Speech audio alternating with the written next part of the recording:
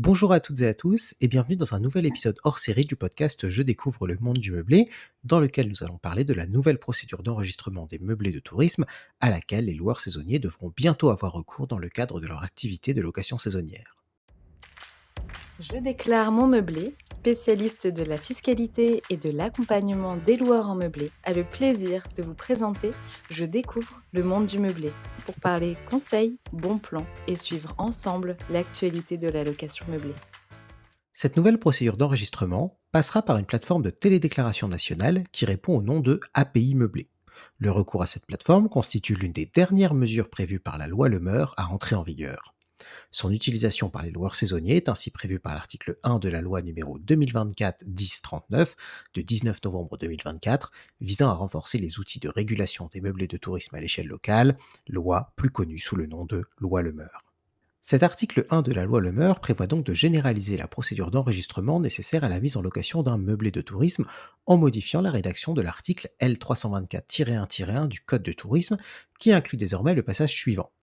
Toute personne qui offre à la location un meublé de tourisme procède préalablement en personne à une déclaration soumise à enregistrement auprès d'un téléservice national opéré par l'organisme public unique mentionné au premier alinéa du 2 de l'article L324-2-1. Le téléservice national en question est donc l'API meublé, qui a vocation à remplacer la procédure déclarative que les loueurs connaissaient jusqu'à présent et qui se déroulait auprès des mairies des communes où se situaient les biens mis en location de courte durée, directement en ligne ou par le biais d'un formulaire papier. L'objectif de cette mesure est, bien évidemment, de centraliser les échanges de données entre les plateformes de location touristique, les communes et les EPCI, les établissements publics de coopération intercommunale. Cette nouvelle version de l'article L324-1-1 du Code du tourisme est donc en vigueur depuis le 20 mai 2026.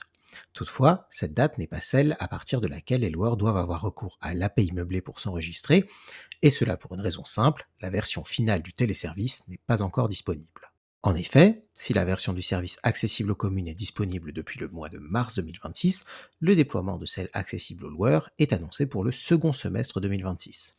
Elle pourra donc intervenir à tout moment entre le 1er juillet et le 31 décembre de cette année, aucune information plus précise n'étant disponible au jour où nous enregistrons ce podcast.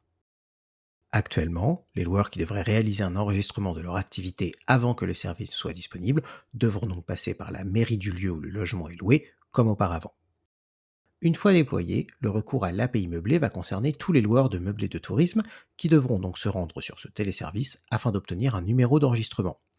En revanche, les loueurs de chambres d'hôtes continueront de relever d'une procédure déclarative spécifique.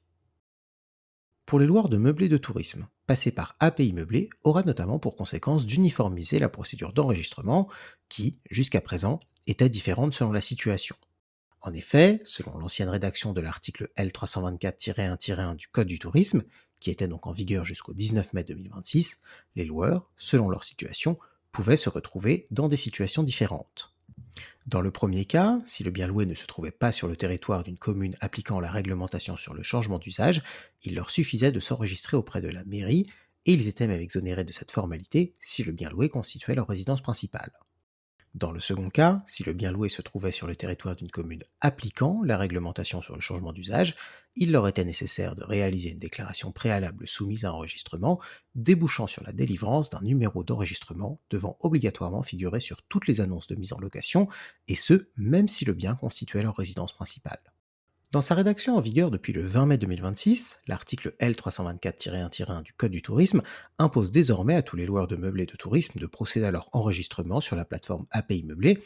et donc d'obtenir un numéro d'enregistrement qui devra obligatoirement figurer sur toutes les annonces de mise en location. Les spécificités liées à l'application de la réglementation sur le changement d'usage ou éventuellement au statut de résidence principale du bien loué disparaissent donc au profit d'une procédure uniforme pour l'ensemble du territoire national. En somme, tous les loueurs vont maintenant disposer d'un numéro d'enregistrement, là où, précédemment, seuls ceux pratiquant la location d'un meublé de tourisme dans une commune appliquant la réglementation sur le changement d'usage devaient en posséder un. Pour autant, cela ne veut pas dire que les loueurs qui disposent déjà d'un numéro d'enregistrement, obtenu auprès de leur mairie, sont exemptés d'avoir recours à ce nouveau téléservice.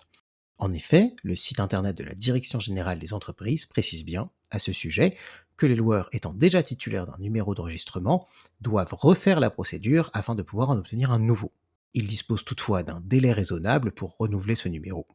À nouveau, à l'heure où nous enregistrons ce podcast, aucune précision supplémentaire n'est donnée sur la durée de ce délai raisonnable. Une chose est sûre cependant, après la fin de cette période transitoire, tous les anciens numéros deviendront invalides et devront avoir été remplacés par des nouveaux qui, selon le site de la Direction générale des entreprises, seront composés du trigramme FRA, du code INSEE ainsi que d'une partie aléatoire.